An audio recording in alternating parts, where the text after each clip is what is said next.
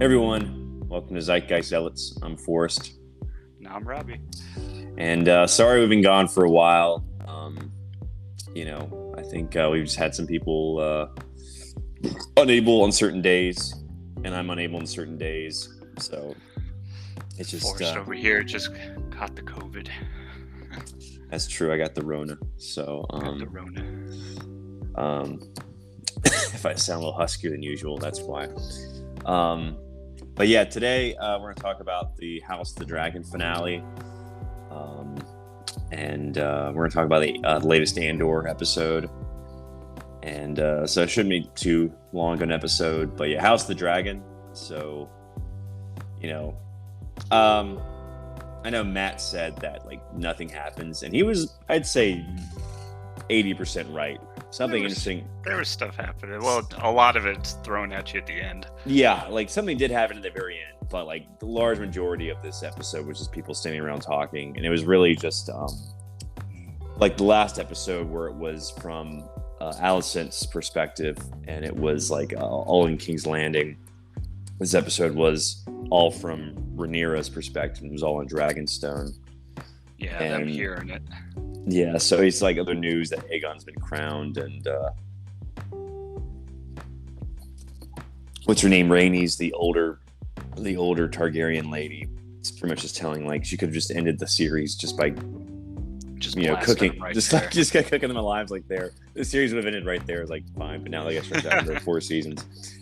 So I mean, there was a lot of it was just build up to the end, and I've said this probably before, but it's sort of this show is the opposite of Game of Thrones, where in Game of Thrones there was so much story where they had to cut some stuff out. In House of the Dragon, which is based on Fire and Blood, there's so little story that they have to stretch it out as much as they can, make it last 4 seasons. So I definitely was really bored for a large majority of this episode. But from what I remember, there was Daemon had the King's Guard come up and had them swear their oaths in front of a dragon. So it wasn't really, I don't think they were very sincere. Yeah, it's basically either follow us or get cooked by this dragon right here. Yeah, it's just maybe you should voluntarily. Didn't really give an option there. Yeah, it's kind of maybe not the best way to buy loyalty. Although fear is a strong motivator.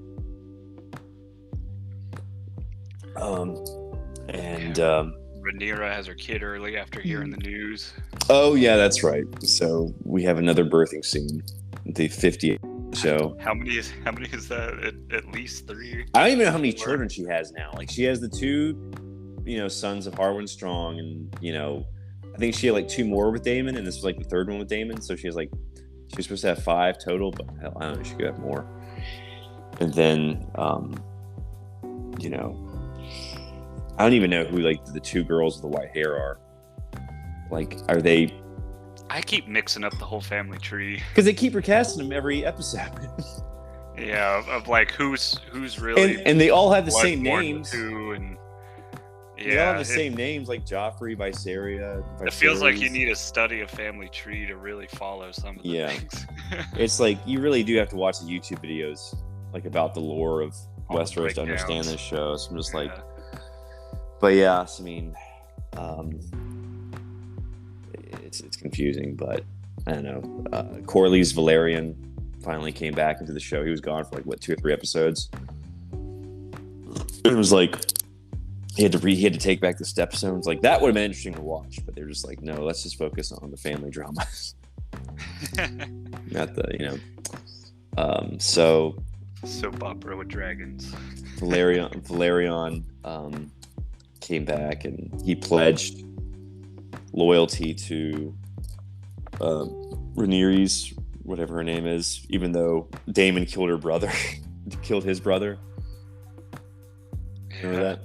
So that's and they were, and they were all plotting a war, except Rhaenyra is the only one trying to show any restraint. Yeah. So they have the Navy, and they just need to get oaths. Yeah, it can block the river. Yeah. What did they call well, that? They need point? Yeah, the narrow sea or whatever, so they can just block off trading and put an embargo on King's Landing. But I think they need They storms. have all the dragons, as Damon was trying to point out. I think they have more dragons. I think Aemon has the biggest though, as we saw. But I don't know how many others. I think there's a few more that the Greens have. So. But she doesn't want to rule over a land of bone and ash, I think were her words. Well, that's what's going to happen, it looks like. So, but I think they needed Baratheon or Storm's End in order to make that happen, and Baratheon's not playing ball because didn't Aemond... Who's going to marry one of the Baratheon's daughters? Is Aemond going to marry one of them, or is it someone else? I haven't followed all that too well. I have no idea. Yes, I mean, I think maybe one of Aegon's sons is going to marry. Have you noticed the whole intros system? That cinematic is showing like the bloodline, and each of those nodes is a different person, and they kind of change it up as characters die. They'll have like more blood shows up. Oh, really? Okay, I didn't know they changed it. Yeah, I started rewatching. Yeah, and like one of them has a blue gem for who's the one who lost his eye, who has a blue gem in his eye. So you can see which one's his. I only noticed that from a breakdown video on YouTube. Well, I thought for a second that he was like part White Walker or something like that, because aren't their eyes blue? Oh. Or no, it also made me think of the bad guy in Shazam, because he also had like a magic eye. I don't know if you saw that movie, Shazam, but I know you saw Black Adam. That'd have been a nice segue, but we're not there yet. Yeah, he's kind of like the first Shazam. Well, so it's just like, well, if he's got a blue gem in his eye, what is the point of the eye patch? You know, like, take a look. Just to show it off, but not to everybody. I don't know. Yeah, it's just like, I think it would have scabbed over by now, right? Scar tissue would have filled up or covered the eye. I don't know how that would work, but it's gross to think about.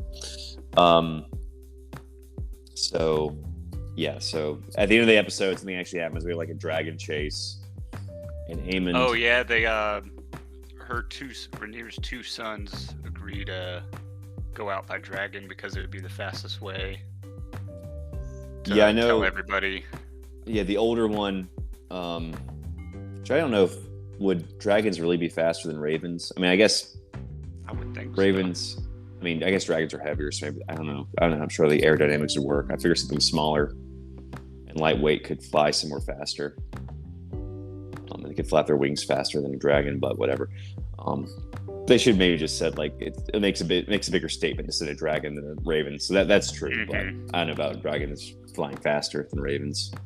Then they get in a little fight but lose control of their dragons. Yeah, that was a really cool sequence of them going through the storm, though. How they did it really showed the scale of that dragon. Well, reminded me of Star Wars. The Millennium Falcon would always like turn on its side to go through like a cavern, and the TIE fighters couldn't follow through. So it's reminding me of that. Yeah, just too big a dragon. That'd be funny. That'd be funny if like the dragon bites the smaller dragon in half, and what's his name, Joffrey falls. And he's saved by a bunch of ravens.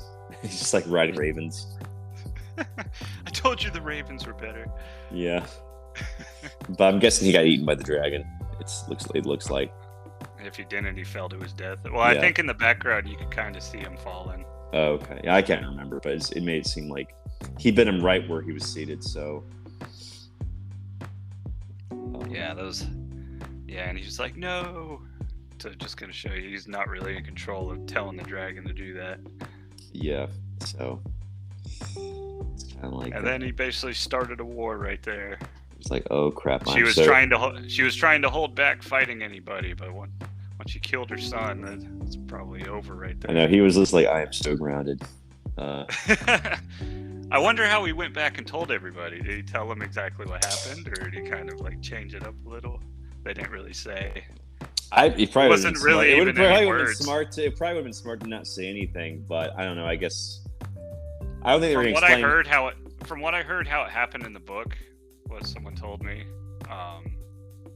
was they found the body of the dragon washed up on shore. Yeah, I figured that's what was going to happen. Yeah, washed so I mean, up on shore days later. Yeah, so it's sort of like hard. Like, what else can kill a dragon but a dragon? Like, what else could do that to a dragon besides a much bigger dragon? So it's just sort of like, what's the point of even denying it? The evidence is pretty strong. Yeah, it's just crazy putting in perspective how massive that dragon was in that flight, though. Yeah. So, Cool. yeah. But yeah, so I'd say like mainly pretty much the end of that episode. Yeah, so I mean, this was like they this had whole Damon season showing up and telling her what happened. Yeah, this whole season was just set up, basically just like Rings of Power. Like it's all set up. It's all just focused on keeping the product stream going and to keep viewers invested. So it's not really like about like telling a good story yet. So there's going to be a season 2, I hear. Oh yeah, I mean, this show has definitely been like. I mean, it's better than Rings of Power, definitely, but I mean, I wouldn't say it's like as good. I'd still say it's like a pretty underwhelming show, but it's still getting a lot of views and people are still enjoying it. In Rings of Power, they had more happening in like half the episodes. Well, yeah, same thing. It's just like they're going off like 20 pages of appendices, basically. Like half the episodes was really nothing happened. Yeah, it's just like they should just make them kind of showing off more of what's a character doing. Yeah, it's like, and a lot of those episodes are like over an hour and like 10 minutes. It's ridiculous. Like they should be like half an hour, and just to like tell a more contained story. But I don't know. We'll get there. So they had some good episodes in Rings of Power though, but some of them felt pretty slow. Yeah, they're sort of like quietly dismissing the showrunners. But I also heard that once the series finale aired, it got a lot more views because I guess people started binge watching it after the series was complete. Oh. Yeah, there's a lot of people who would rather just binge watch the whole season. They don't want to like watch an episode and wait a week, so Yeah. It's sort of like Netflix, I think, sort of were the pioneers in the binge watching. It's like probably should just do that from the get-go. I just feel it'd be too hard to avoid spoilers for that many weeks about something. Because if something big happens, it's going to be all over the internet. Yeah. I mean, I've learned that less with Game of Thrones. Like, I know that like Joffrey died and like the entire internet celebrated, and I just couldn't avoid that. I was like, oh, okay. I mean, I figured they were going to kill him eventually. I hate it when YouTube videos put big spoilers like in their thumbnail. Oh yeah. Better Call Saul. How far have you gotten in that? I haven't. Well, I'm on like halfway through the last season. I haven't finished the whole thing. Oh, any major deaths yet? Not of like main characters. Oh, okay. So. Yeah. Well, let's just say there was a major spoiler that someone put on YouTube, like a screenshot of a major spoiler. Yeah, don't put major. And they put it in like thumbnail. literally the episode wasn't even out for a freaking day yet.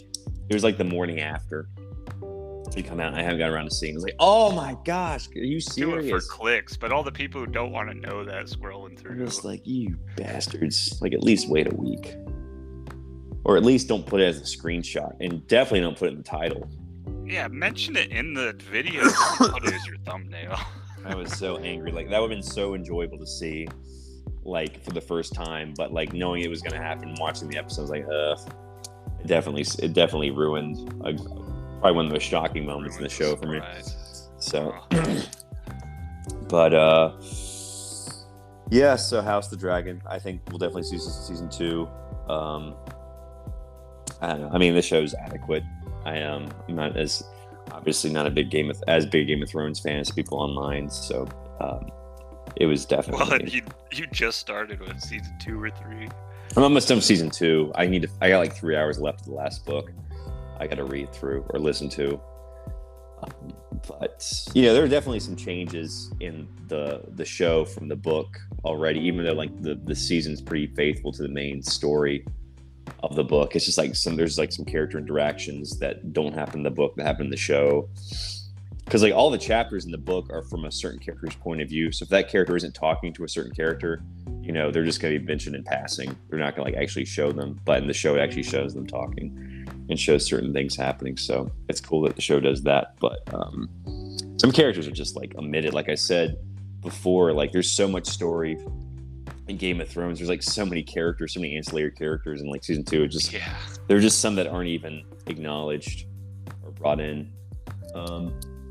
It's hard to keep up with some of them. Yeah. But anywho, hopefully I can finish that season and finish the book. Well, not finish the book then before finishing the season. So I'm not spoiled. All right, that's all we have. I guess we can move on to Andor. This was so I watched the last 2 episodes that came out. 7 and 8. You saw the shore troopers? Yeah, they're not in white. They're in like a brownish armor. Yeah. So so they arrest Andor, and he goes to this. Really I guess that's prison. what you were texting about the other day. I didn't know what you were talking about. Yeah, because I didn't see that episode yet. It's a shame they don't give him any shoes or footwear. I mean, I guess you don't need like really.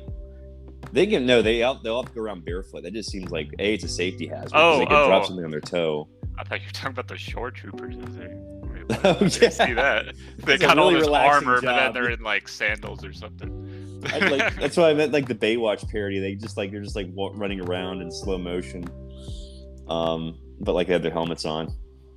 I was wondering why they made them all take their shoes off, and they have these like huge boots.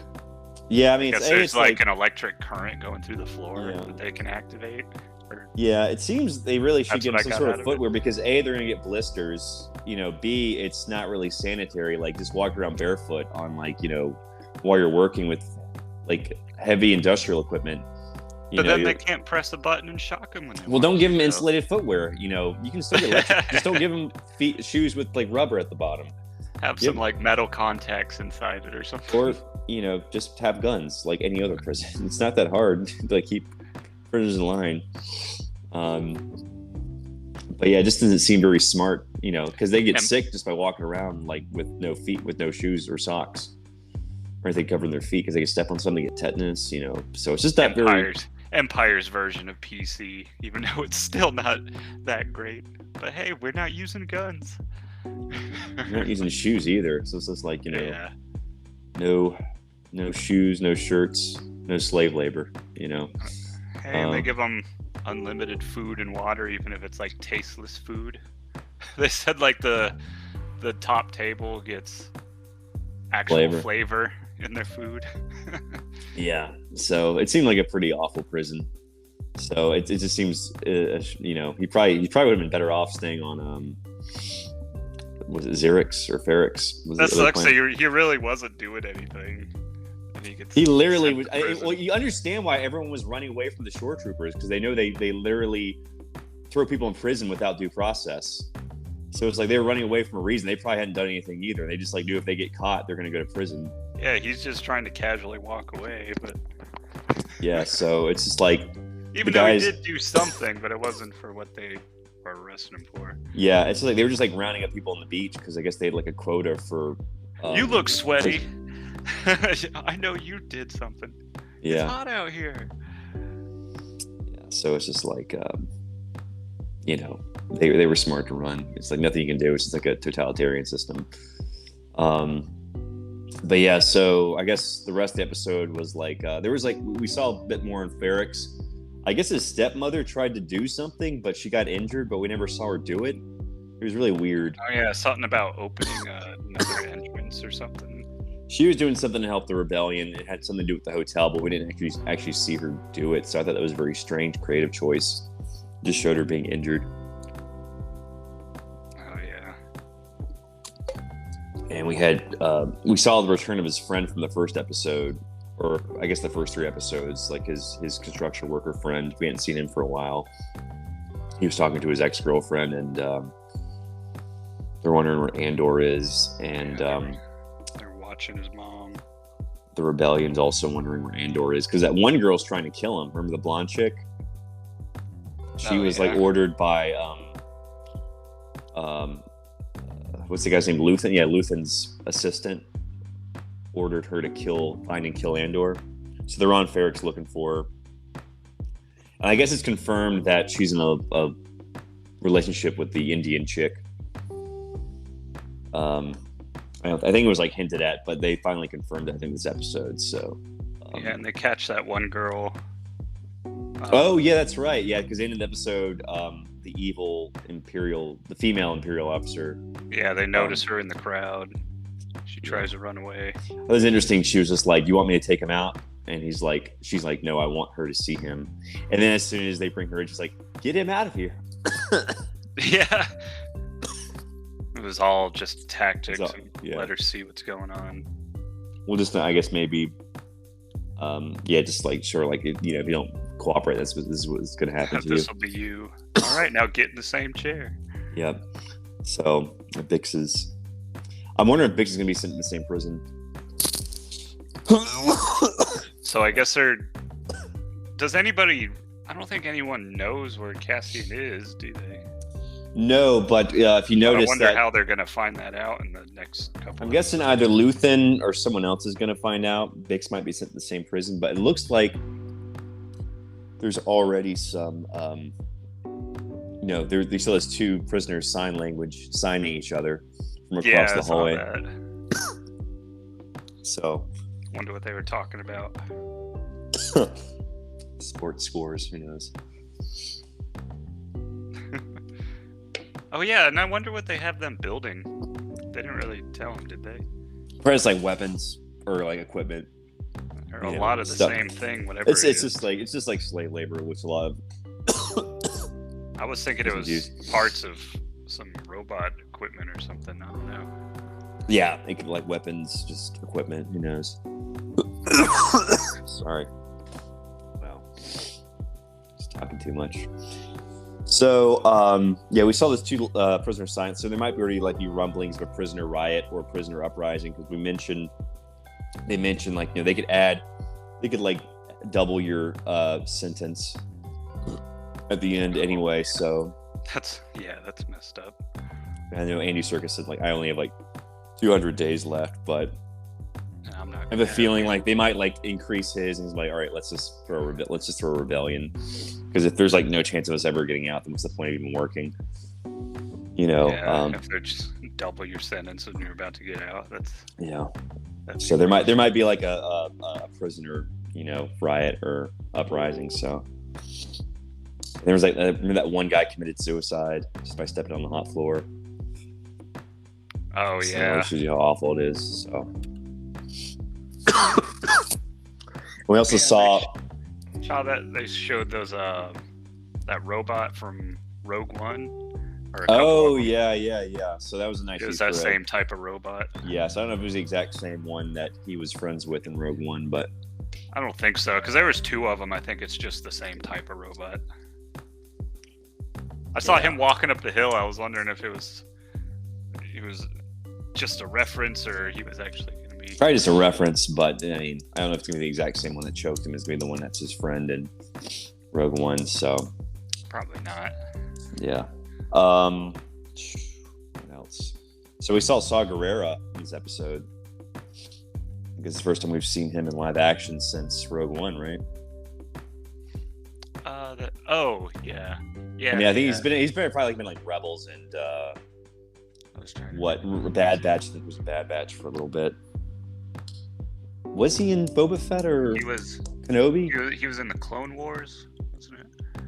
Oh, okay. I don't know if he was in Mandalorian either. Mandalorian's after Return of the Jedi, so he was killed in Rogue One, so that wouldn't make sense.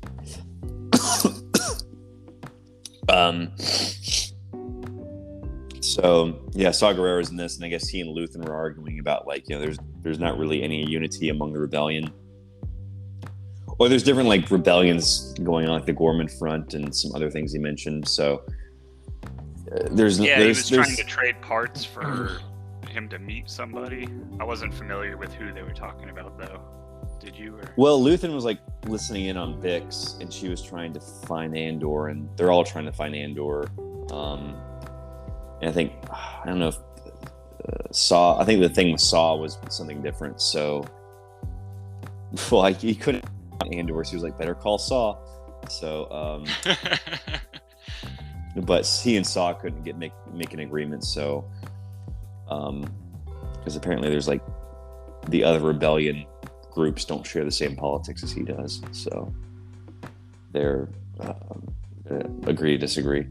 So I think that was everything this episode. Mon Mothma was just talking at a party again. Like which she did last episode. And the episode for that, she was just like at a party talking to politicians about. And she was kind of hinting at one of them what she was doing, but didn't quite tell him everything. Yeah, she's talking to like trying to get into her accounts because she can't access her money freely anymore. Yeah, I guess the Empire has a hold on her, and it seems like her husband's nothing really accelerated this episode. I think she's still talking to her friend who's a banker, but I have a feeling that her husband's going to betray her to the Empire or something, because I think he's starting to get suspicious, it looks like, and he's definitely likes his comfortable lifestyle, doesn't want it threatened. So I have a strong feeling by the end of the season, like she and her husband are gonna her husband's gonna betray her to the Empire. That seems to be where it's going. Wouldn't surprise me. I could see that. Or even worse, maybe her daughter, because her daughter is just a stuck up. It seems that way. So it's sort of like 1984, where the children turn the parents in for being party rebels. They could the children in the Empire turn the parents in. There's like a Palpatine youth, like a Hitler youth. She's part of that. So, but yeah, so her story wasn't very interesting this season, but hopefully it'll pick up. And there's 4 episodes left, so I'm guessing another 3 slow episodes and an interesting 4th episode. Oh, is it 12 episodes total? Yeah, well, it seems like they have 2 slow episodes and a 3rd interesting episode, and that was the case with there were 2 slow episodes. The 2 build up to the heist, and the 2 after the heist, where it's sort of just build up. So maybe something interesting is going to happen next episode, and the final 3 will just be another slow 10 and 11, and the 12th one something interesting will happen. So I know, but yeah, I mean, this was a okay episode. Another, I won't say filler, because something there was a major status quo change. Andor was in prison, so it was interesting to see Andy Serkis back. He was the foreman. You remember him? I can't think of who the. Well, the actor played Snoke in the Last Jedi in the sequel trilogy. But he just did motion capture and voice. But I think this is a different character. Oh, okay. You remember Snoke? Oh, okay, I just looked him up. Yeah, I see. Yeah, the main bad guy in Last Jedi, Snoke. Oh no, I was looking at the Andy. Yeah. Well, the actor who played Snoke was the foreman in this. So I don't know if it was just okay. I don't think it's the same character though. I think it's just they just wanted Andy Serkis in the show, and he was sure, because he wasn't Andy Serkis as Andy Serkis in The Last Jedi. He was just a CGI character. So they were just okay, sure, I'll do it. So yeah, cool to see him back. But yeah, so I mean, this has been this show is adequate. Some interesting ideas. Oh, I guess we got to talk about Cyril Karn. I think his part of this episode, he was just trying to convince the Imperial lady that he got a bad deal from the whole Andor situation. He almost caught him, but he shouldn't have been dismissed. And he's trying to join the Empire, and she's just get lost. So we'll see what happens. He could join the rebellion, because the Empire just keeps rushing him off. So that'd be an interesting twist. But maybe he'll try to get into the Empire again. Maybe, I think, since I'm just trying to do my job. Yeah, and she was just go back to your lame desk job. So I have a feeling either he's going to join fuel something. Yeah, I have an idea. I have a feeling he's either going to meet up with Luthen and join the rebellion some way, or he's going to meet up with not Miro, but one of the guys who's mad at her because she made him look bad in front of their superiors. I don't know if he'll actually become a good guy or not. Yeah, my theory is what I think is going to happen. He's going to talk to like that dude who was mad at Miro for getting him unassigned from Ferrix. So he might hire him to the Empire to spy on her. So that's and my he theory. does have information for him because he was the first people trying to look for Andor. Yeah. So. Yeah. So I think I've exhausted my esophagus for this episode. But yeah, I think we talked about everything. So you want to plug our social media? Yeah, follow us on Twitter as the Zealot Podcast. Check out our Discord. All those links will be with our profile. And I think that's pretty much the main ones we've. Yeah, like we had so many shows to talk about at the start of this month. And now we're just down to one now. Just Andor is all that remains. Yeah, we were running 3 at a time there for a while. Although I think Tales of the Jedi's out, but I haven't checked that out yet. It's more like an anthology series. So, but yeah, so I need to go get some water. I'm Forrest. And I'm Robbie. Thanks for listening. Have a good one. Bye.